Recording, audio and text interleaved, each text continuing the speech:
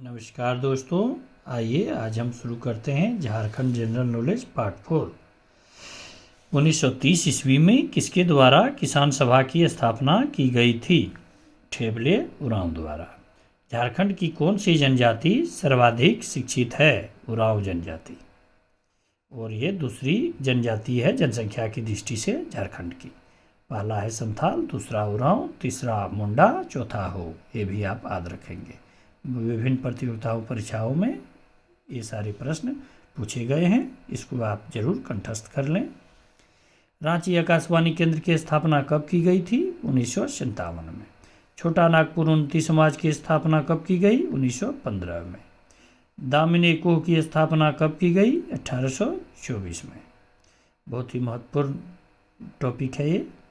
प्रथम नागवंशी राजा कौन था? फनी मुकुट राय।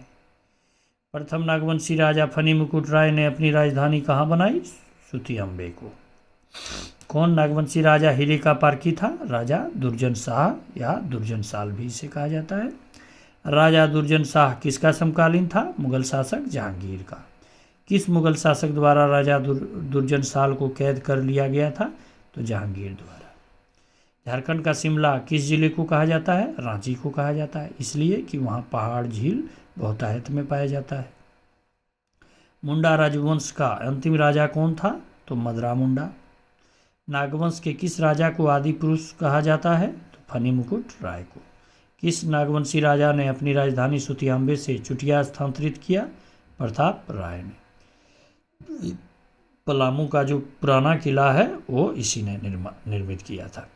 किस नागवंशी शासक ने अपनी राजधानी चुटिया से खुखरा स्थानांतरित किया? भीम कर्ण ने। इसने राय की उपाधि को छोड़ के कर्ण उपाधि धारण की थी। किस नागवंशी राजा ने अपनी राजधानी खुखरा से दोईसा स्थानांतरित किया? दुर्जन शाह ने।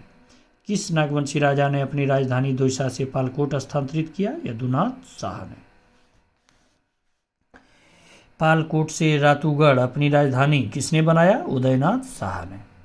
नागवंशी शासक यदुनाथ शाह किसका समकालीन था? तो मुगल शासक फारूक शेर का। पाल शासकों के काल में झारखंड में बौद्ध धर्म की किस शाखा का विस्तार हुआ? तो वज्रयान शाखा का। छोटा नागपुर के रक्सेल वंश को किस नागवंशी राजा ने लूटा? तो भीम कर्ण ने। किस शासक ने 1691 ईस्वी में रांची में जगन्नाथ मंदिर की स्थापना की?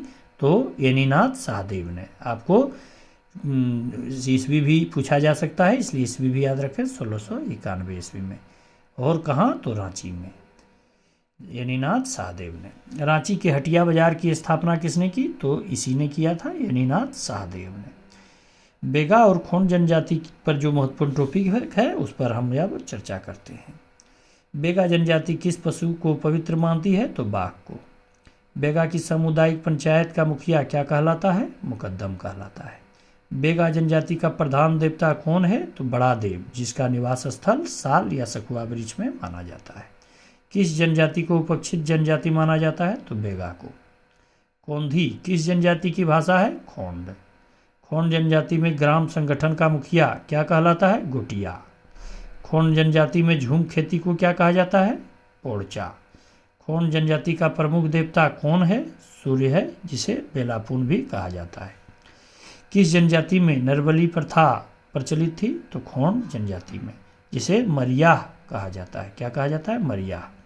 वरमाला की प्रथा किस जनजाति में प्रचलित है? खोंड जनजाति में। यदि यह वीडियो पसंद आया हो तो लाइक, सब्सक्राइब, शेयर अवश्य करें।